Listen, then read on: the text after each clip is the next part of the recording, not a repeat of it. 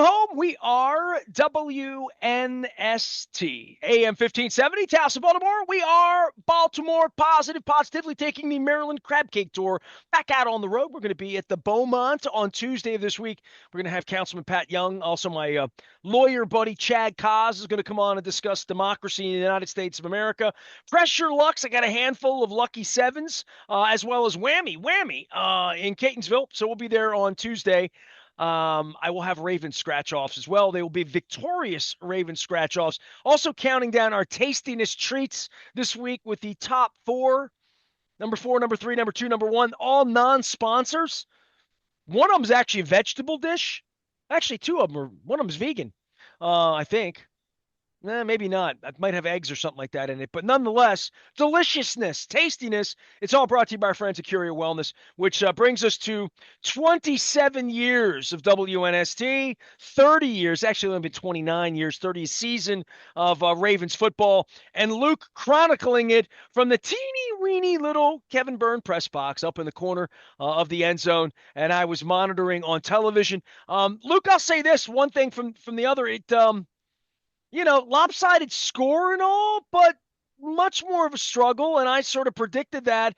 And when you look back, it's the first time the Ravens have won two in a row against the Browns in like 4 years. So it's not like this is a season sweep or just a thing, but now we have the Joe Burrow injury, the domination of the Browns, whatever the Steelers were, and whatever that kid was thinking when he let the ball go over his head into the end zone. But the Ravens are the dominant team in this division, and now they stand to look at Detroit and Kansas City and say, where are we going? But the measuring stick on Sunday is, I don't know.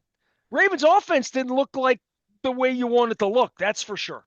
Well, but we also acknowledge that Cleveland has a good defense. And I think that was kind of lost last year with everything they went through with the quarterback position. And look, I'm not going to shed any tears for Myles Garrett because he re-upped. He consciously said, I'm going to stay here. And he's making a lot of money in order to do it. But you look at what kind of player he is, and I mean, if there's a better defensive player in the league, I mean, it's a very short list. I mean, for my money, he might be the best. But you look at it every year, and you look at their defense, and you see the job they've done, relatively speaking. When you're talking about Lamar Jackson and this Ravens offense, when it's been at its best over the last 5 to 6 years, it's always relative terms that you're referring to. But they've had some success against the Ravens. They've had some success at not stopping Lamar, but slowing him down.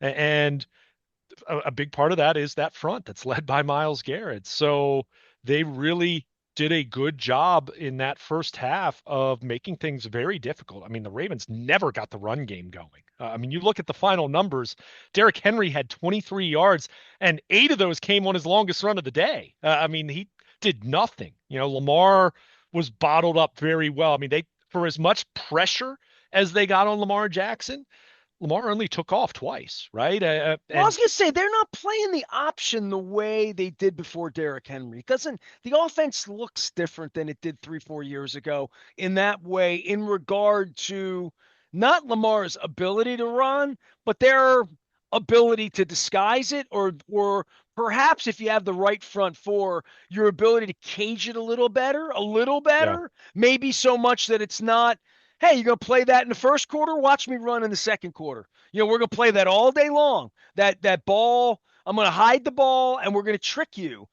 There wasn't a lot of tricking going on. You're right. I mean, and I don't think there is as much tricking as there is. Here comes Derrick Henry. Stop it. Yeah, well, I mean, I think there's still plenty of deception and, read options, stuff like that. But yeah, it's different. But at the same time, very few defenses out there have Myles Garrett and Mason Graham, who was the fifth overall pick in this year's draft. I mean, at And played defensive the part to tackle. me 2 weeks into this, right? Yeah, so We know who he is. yeah, Yeah. I mean, Isaiah McGuire's done a nice job for them. So that's a good front. And they see the Ravens twice a year. And to your point, yeah, this offense has evolved with Derrick Henry, but it's not like it's completely different. What's different, the different part about it compared to before was Derrick Henry carries the ball 300 plus times a year, whereas before it was J.K. Dobbins and Gus Edwards or Mark Ingram and Gus Edwards, right? I mean, you kind of had a little bit more of a timeshare, which also included a few more design runs for Lamar Jackson, Well, which, Lamar didn't run around 8 or 10 times on Sunday either because no, that's what it takes for him to break free 2 or 3 times and have that 32-yard run where he embarrasses you. I mean, he embarrassed him. He has his plays, dude. I of mean, course. I mean, he's every the week best. he has a play, right? He's He the had a best play at that. Sunday. Yeah, I mean, of course, but this is it's a really good Browns defense. I mean, their offense stinks. Their offense stinks, and I feel for Joe Flacco. And at some point in time, it's going to make sense for them to go to Dylan Gabriel or Shador Sanders. I mean, it's going to happen at some point because Joe's 40, and they're not playing for anything with Joe being their quarterback. But their defense is really good. So that again is to me why it was so important that the Ravens got the early contributions. I mean, not just early, I mean, all day long from their defense and for their special teams to step up. I mean, they got the punt return, they had the blocked punt by Jake Hummel, which put them on a short field. I mean, they averaged 3 yards per play in the first half. I mean, it's not as though this offense was humming. Now they got going in the second half, and in the second half, they took full advantage of the short fields and the passing game got going. I mean, it's funny to say this. I mean, it didn't feel like Lamar had his A game, and you look up and he had 4 touchdowns and no. I mean, easily frankly, should have had an interception in the end zone there that Cleveland just dropped. But that's Lamar, though. Like, even when it doesn't feel like he plays incredible, amazing football, you look at the numbers and, oh, ho hum, 4 touchdown passes, right? I mean, it's hilarious to kind of think about it in those terms, but that's what this offense is. So that's why I said, if you're taking something away from this game in a game that they fully expected to win in some level, some comfortable degree, some comfortable fashion. For me, it was, hey, your defense rebounded in an emphatic way, albeit no one's confusing the Browns for the Bills. We get that. No one's confusing Joe Flacco at age 40 to Josh Allen, but they did that. And their special teams contributed in very positive ways as well. Now, it wasn't perfect. I mean, they still had some plays here and there that you kind of look at and say, hey, you'd like to have that back. I mean, the defense, they gave up another touchdown on a deflection. I mean, how Marlon Humphrey doesn't pick that off there. But, that's a bad luck. But they played really well, and that was good to see. And I think just from a mental standpoint, I mean, when you hear, I said this to you when we were kind of breaking down the game Thursday and Friday going into the weekend, that some of the reaction from the Ravens defense, you sensed a little more urgency than you would expect after one game, one bad game. It's easy to say that. The Ravens, the 2000 Ravens gave up 36 points to Jacksonville in week 2, right? It happens. Well, they're playing a team in 8 days that scored 52. No so doubt. Defense, I mean, defense is step forward this week is better. Seeing well, Joe Flacco and steamrolling them pretty good and bottling them up most of the day. they better be ready. But and part of that is also Marlon Humphrey left with a groin issue, Kyle Van Noy hamstring. I mean, they're going to be a little more banged up. Now you hope on the offensive side, Isaiah Likely started practicing at the end of last week, so maybe he's there. Well, the Bengals aren't a contender anymore, right? So because of their quarterback. Right? I mean, it's hard to say. As Sunday night, and you and I are going off of at this point, as you and I are speaking in real time, the speculation and the reports Sunday night. I mean, if Joe Burrow has to get surgery and he's out 3 months, it's over. That's the season. I mean, look, I think Jake Browning's a good backup quarterback, but come on, if he has to miss a month or a month and a half, they might be able to stay afloat. Although you kind of look at their schedule and all of that, and you say, are they going to be able to hold on? But well, the biggest news of the week for the Ravens for me was Joe Burrow getting hurt. That's fine. And that's bigger news than anything else because this kind of when you start to eliminate the teams and the risk board, that matters a lot. And sure. And the Browns just everybody listen, you go back. I did hours of radio last week. Michael Regai came on. I had Munch Bishop on. Bernard hit on me. I didn't have him on, my former producer for Sporting News, but he sent me some text with his bulldog and said, this is how bad they are.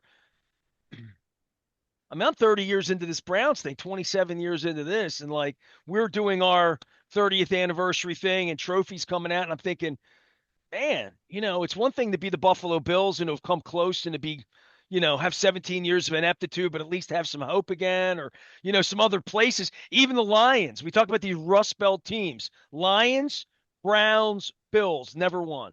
None of them. Yeah. And we're playing them all back to back to back to back to back this month, right? And I tell you, man, the Browns thing is so tragically hopeless. And watching this at the beginning of another year where they won 3 last year, and poor Joe Flacco running. And no one loves Joe more than me, but my God, the team's terrible. No, I Well, mean, maybe that's part and parcel him being the quarterback at this point, but I mean, give me Njoku and me. I don't even know what other spare parts I'd even take. well, on offense, I mean they have a good defense. I mean we've talked about that, but look, I mean the Browns are the only team that probably would be starting Joe Flacco at this point in time. I mean that's just the reality of him being 40 years old because you kind of look at it in terms of like, okay, good teams need better than what Joe is at this point in his career, and bad teams, generally speaking, either have someone they've drafted earlier than where the Browns, these are mid-round guys. In the case of Shore Sanders, a fifth-round pick. But generally speaking, you're going with someone younger with the thought that, okay, this guy has a chance to maybe be good in the next couple of years. So it's a very select group of teams that even have any interest in Joe, right? Beyond a backup, right? I mean, if he's a backup, that's a different story. So, but you just look at they're bad. I mean, I'm kind of mincing words here to try to not See, I'm sound too. wondering if he ran the Bengals right now, whether that'd be better than Jake Browning. You know what I mean? I don't think Jake Browning's bad. I as backup I don't know. quarterbacks I'm just go, saying whether Joe would look more capable. And that takes me back to a year and a half ago with I'll say Cleveland. no. The only reason Joe's on the field is it was the Cleveland Browns Yeah. who employed him a year and a half ago and caught lightning in a He was bottle. out of the league. Yeah. Right. I mean, and the Colts thing last year was what you would expect for 39-year-old version of Joe on a lousy team there, right? Yeah. This team's lousier than that for sure, especially running the football. And they need to run the football. So it's not a good fit for Joe to have any success at all. So I'm just in talking about Joe as whatever that was, and the next time we see Joe here, it'll be Ring of Honor and like all Yeah. of that, and they'll run all the tapes back and whatnot. Keep Justin Tucker out of it, of course, but and they won't show the field goal in Denver or whatever. But for me, I look at it and say, is he a capable thrower? Yes. Can he manage a game? Yes. Then he gets out of the pocket and really ended the game. He ended the game. I mean, Yeah. if he were sitting here, I'd tell him that. Like, that pick ended their chances in a game where, like, maybe they block the next kick. Maybe they get the next tip ball. Maybe somebody falls down and Jerry Judy's not in coverage, and that becomes the 82-yard touchdown pass that they need to make it a field goal game, which it felt like it was way too close until Flacco threw the pick. Yeah.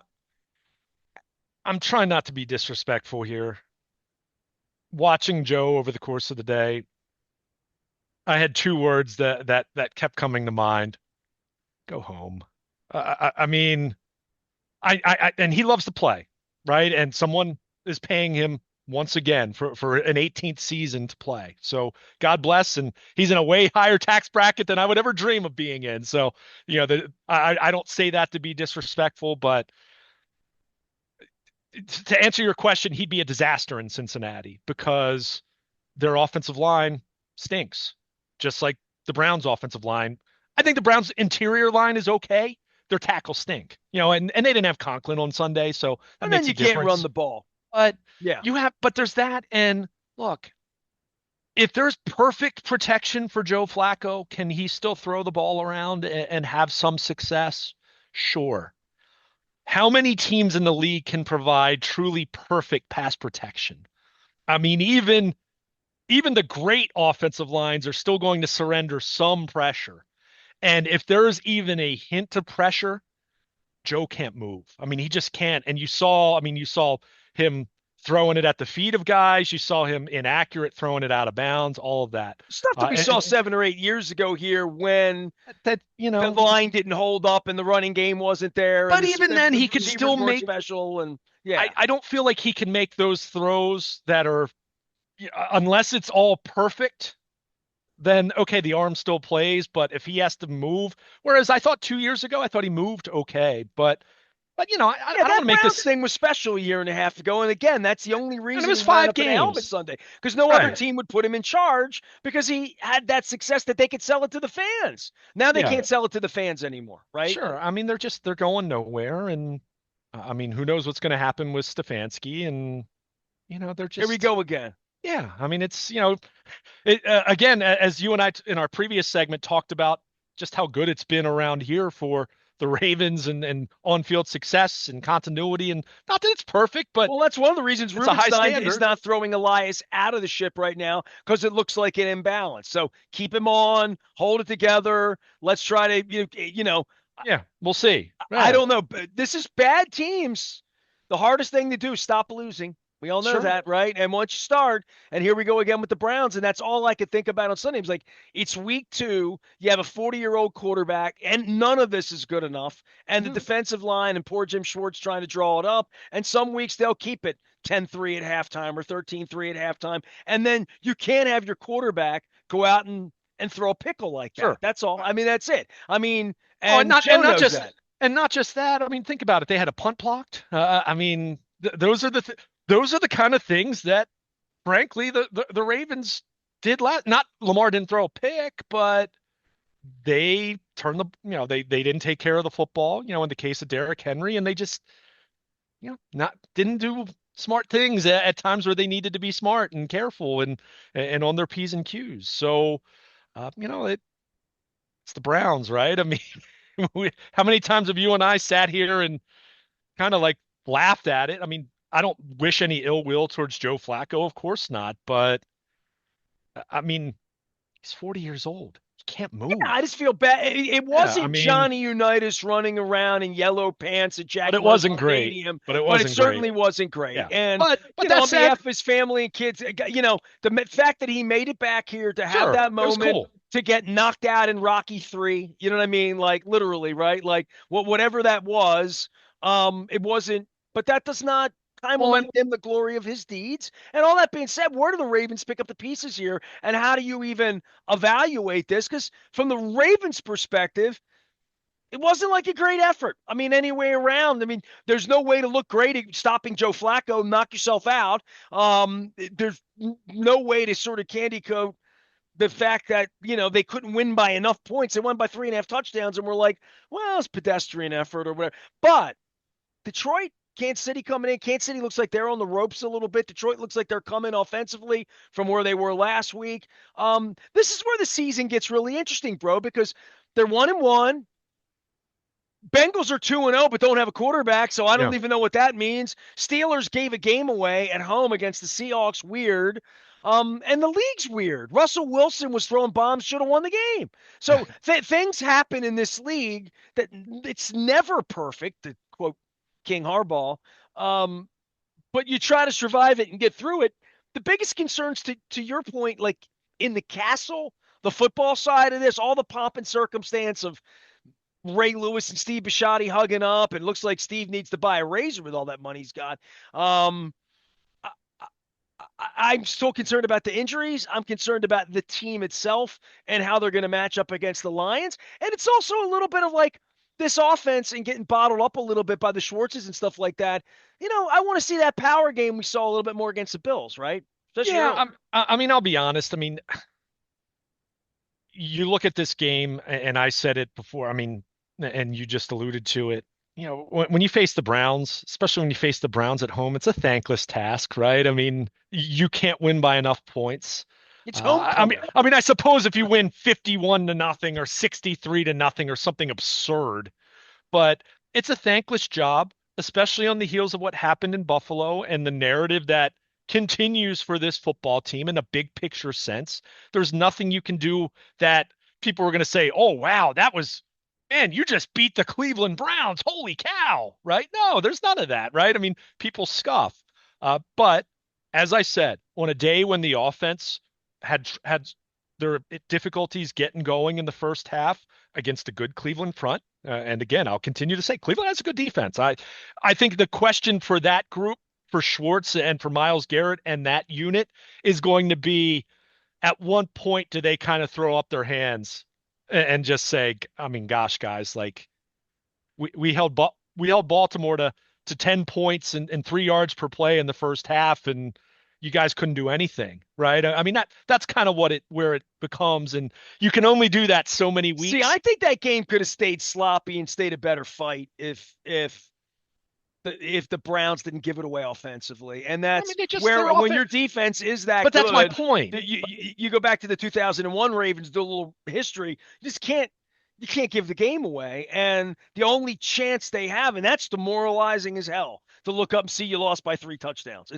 I mean, it Sure. really is. On a I mean, day I, with I a don't know if stat sheet, you look and see what you did to Derrick Henry and Lamar Jackson and say, man, we got to have a better chance of winning that game. Well, but that's my point. How many weeks in a row can you do that before it starts to bleed into your performance and your focus? And that's where, I mean, that's why the 2000 Ravens are such a historic group, not just because they won a Super Bowl, not just because they had a great defense, because they didn't kill each other in the midst of a 5-game touchdown drought, right? I mean, they held it together. Brian Billick held it together. The leaders of that locker room held it together in extreme circumstances. So, but for the Ravens themselves, I mean, yeah, the injuries. I mean, Marlon Humphrey came back out of the locker room in the fourth quarter, and he was moving and running and doing some stuff on the sideline to try to get loose. That tends to make me feel that the groin injury isn't too bad, but it's a groin injury. Even if it's minor, is that going to take him out of play for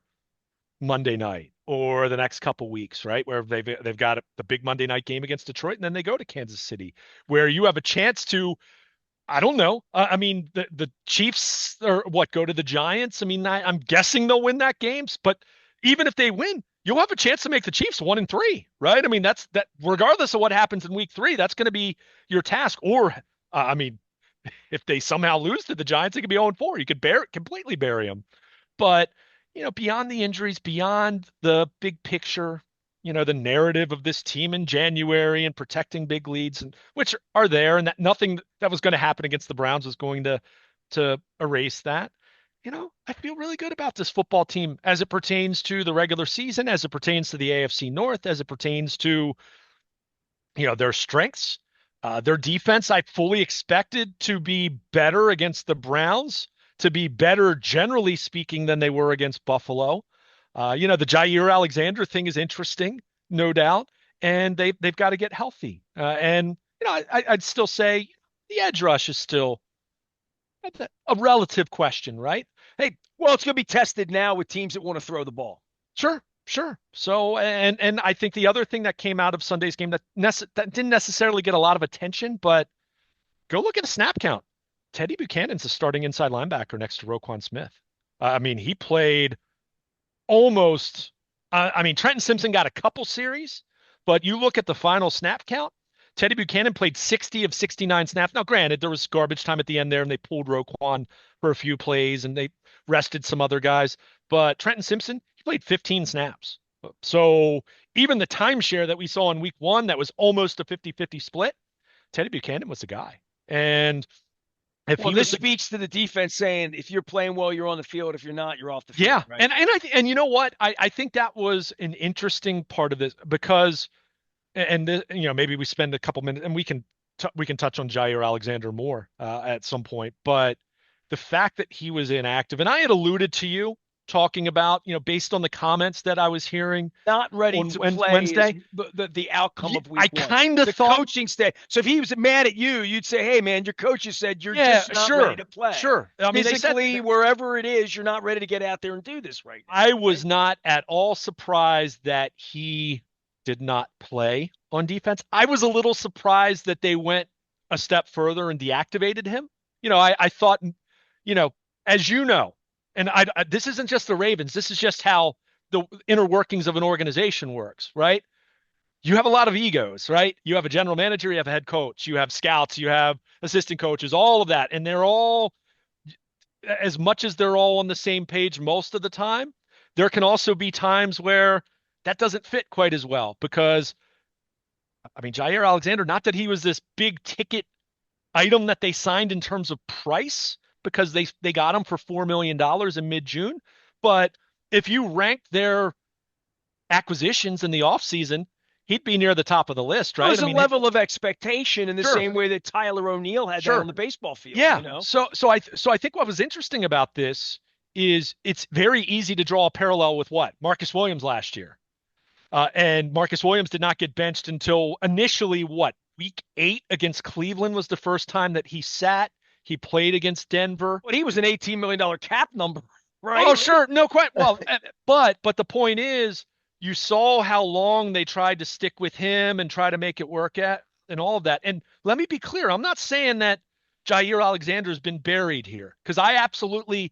There are plenty of times John Harbaugh will say something, or a coach will say something, or a general manager will say something, and you kind of say, "Oh, that's they're just saying that because that's all they can say."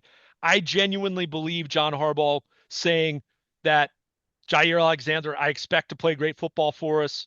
I expect he's going to be fine. He'll be out there very soon playing great ball for us. I think in John's mind and in their minds, this was about, hey, let's slow play this. Let's pump the brakes. Let's give you a couple weeks of practice. Get yourself in game shape. You missed 3.5 weeks, the final 3 weeks of training camp, on the heels of a season where you only played 7 games because of that same knee. We're going to be a good team. We're going to need you in Yeah, November, December, and we're going to have atrophy. Somebody's going to get hurt. We're going to need you to play. we're going to need you to play, but at the same time, you're not on scholarship either. What you did against Buffalo was below the bar. So let's pump the brakes.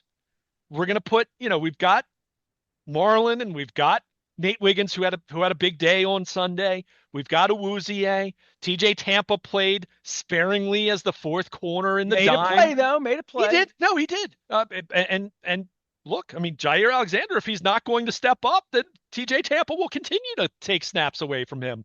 But I think this was an interesting case study in terms of reacting to what happened in week 1, where if they did not go through what they went through with Marcus Williams last year, I do wonder if Jair Alexander would have been a healthy scratch on Sunday. I do wonder if Jair Alexander would have played. And look, I think if you want to be a little more cynical about it, you could say, well, if you didn't deem him ready to play against the Browns, are you really going to have the confidence to put him out there against Detroit?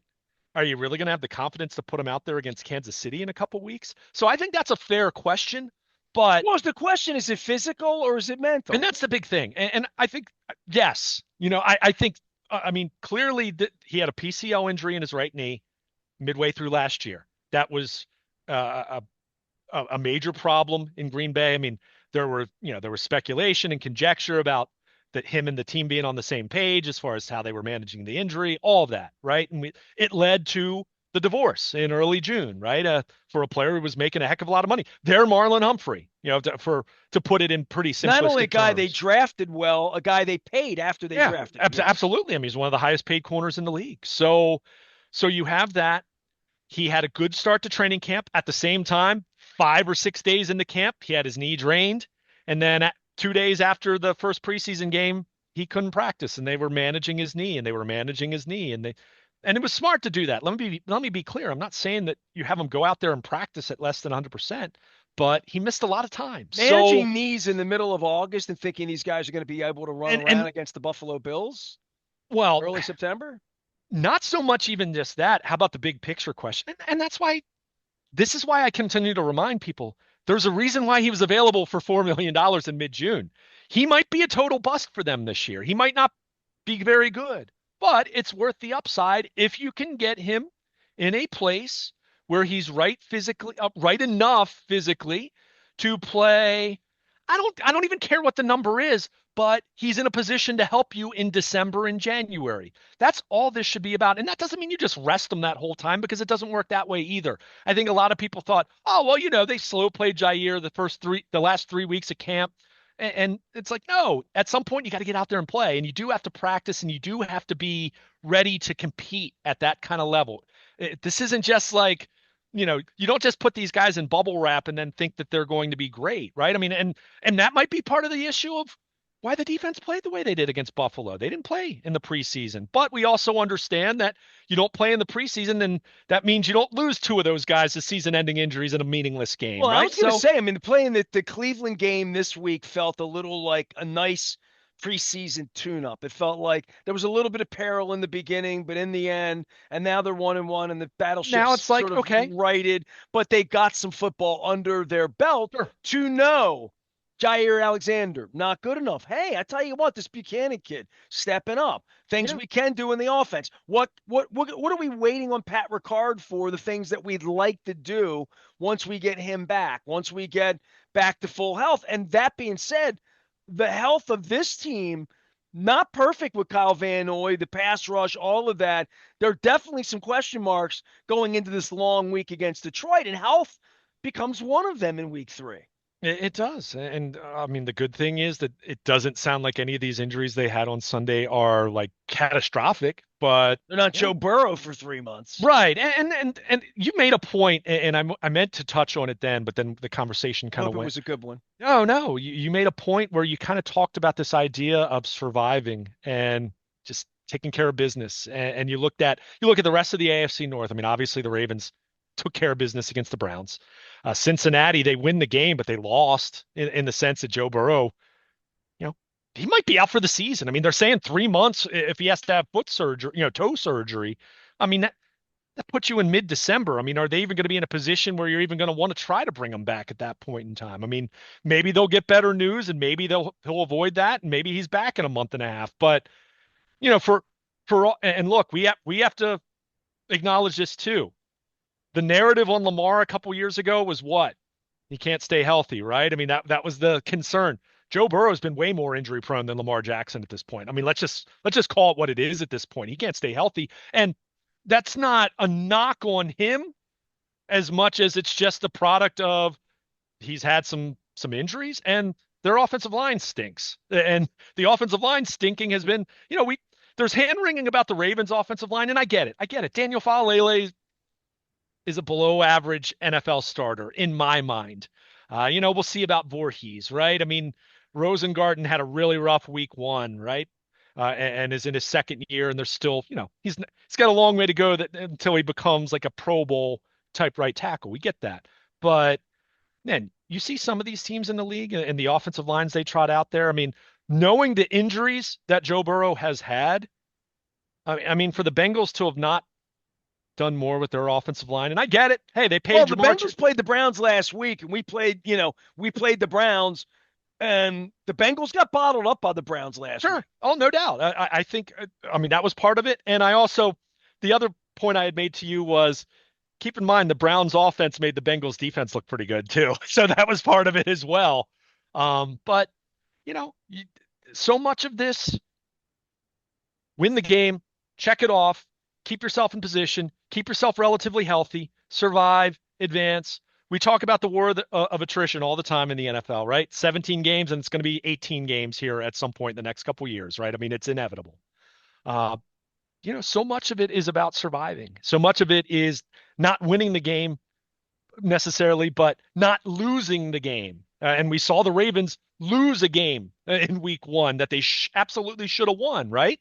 So you hope you finally learn the lesson at some point, right? And I don't want to bring that up too much because we spent plenty of time talking about that last week. But you just look at the rest of the division, you look at the rest of the league, and you see what happens in terms of injuries, you see what happens in terms of personnel, you see what happens in terms of coaching decisions, all of that. And the Ravens aren't immune to that, and the Ravens have dealt with some of that, no question. But they went out there, and unlike Pittsburgh, who was a favorite against Seattle playing at home, they didn't take care of business, and you saw them shoot themselves in the foot. I mean, that kickoff play was unbelievable. I saw the highlight of that. I'm like, what was he thinking? I think he But thought the ball was going to roll in through the end zone. yeah, Yeah, I or mean, just like college, and if you just let it hit the end zone in college, it's just a touchback, right? It's not that way in the NFL. But you look at those plays and you look at what happened with Cincinnati with Joe Burrow now, who knows when and if he's going to be back. Man, it's just count your blessings, right? I mean, count your blessings that, okay, the Ravens had a few injuries on Sunday.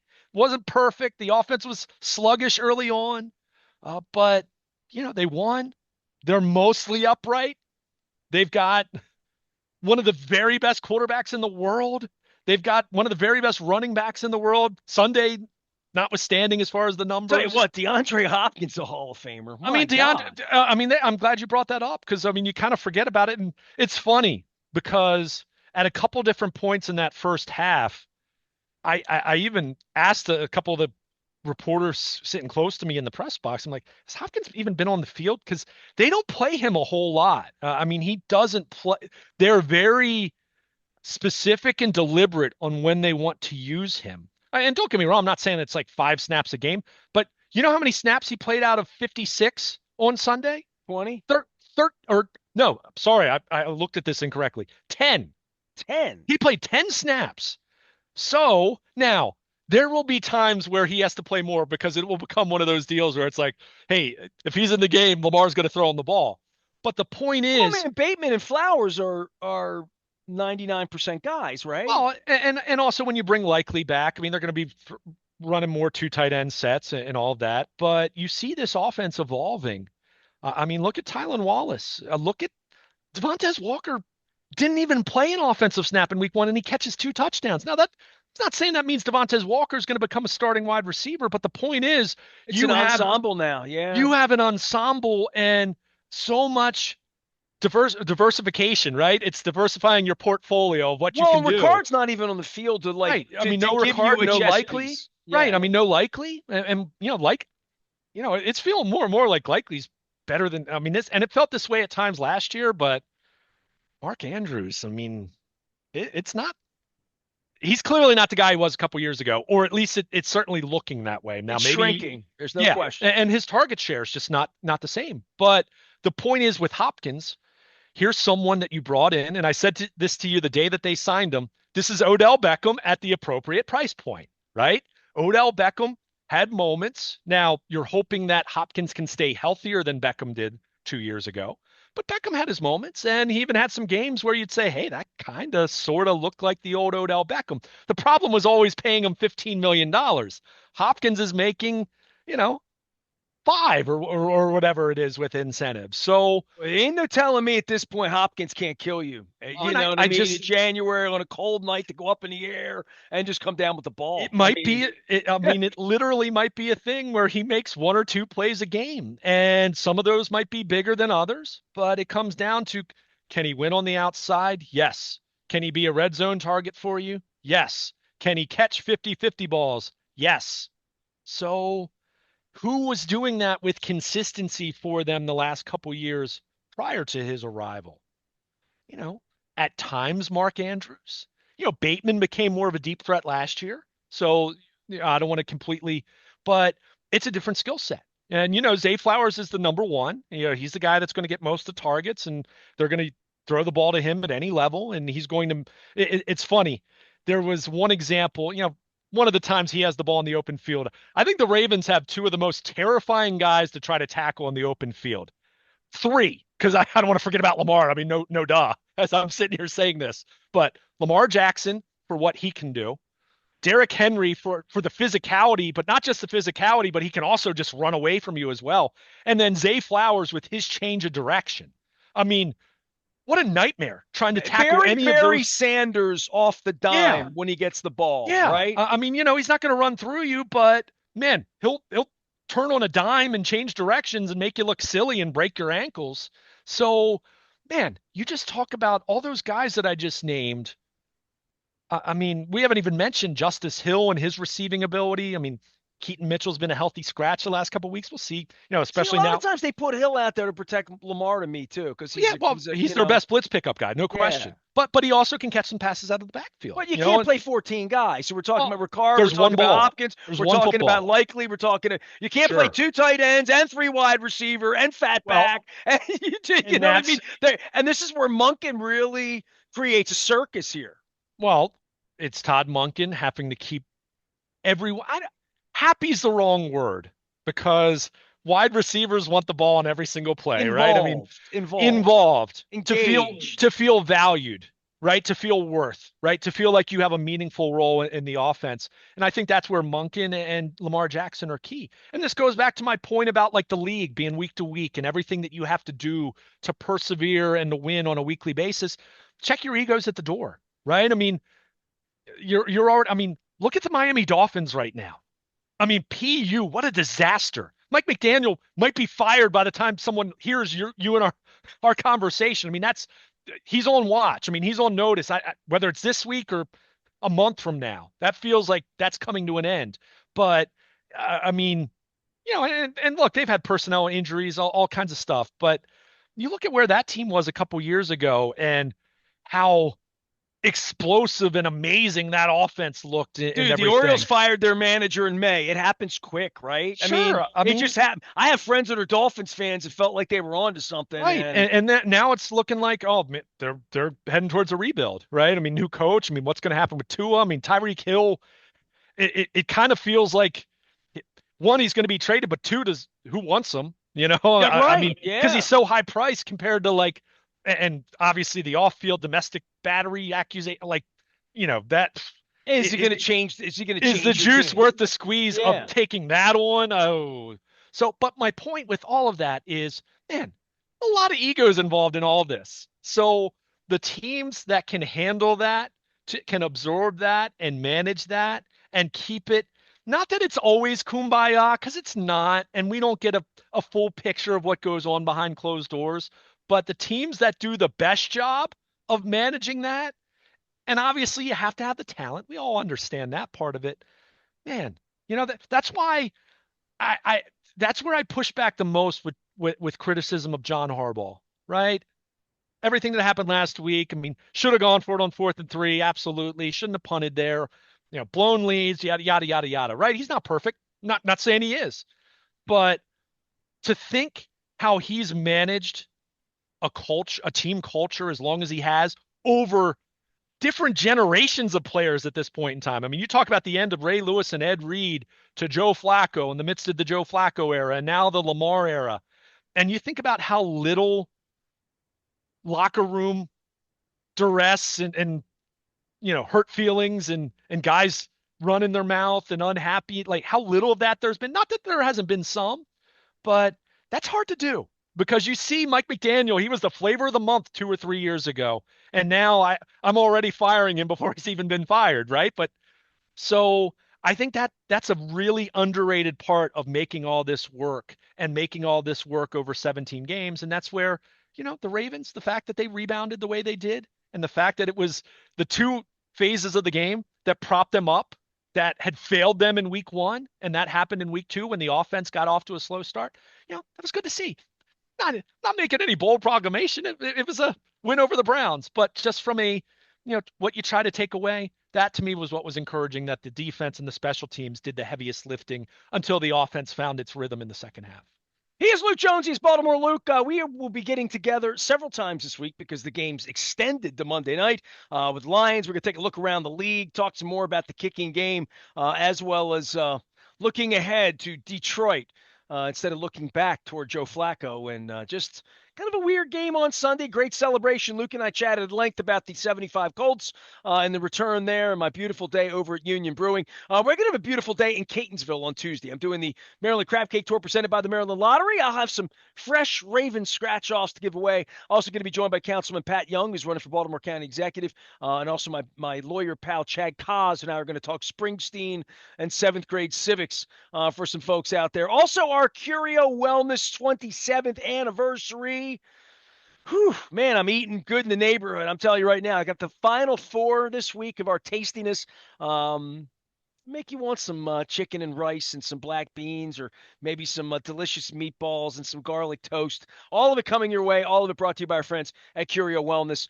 Baseball season rounding out here over the next 2 weeks. Luke's going to be down at the ballpark later. I'm going to have some baseball thoughts as well. It's a month here to take a little breath, and certainly with the proceedings in America, and just enjoy these Sundays with football because, like, they're back a little bit. This Sunday, we get the whole day to watch.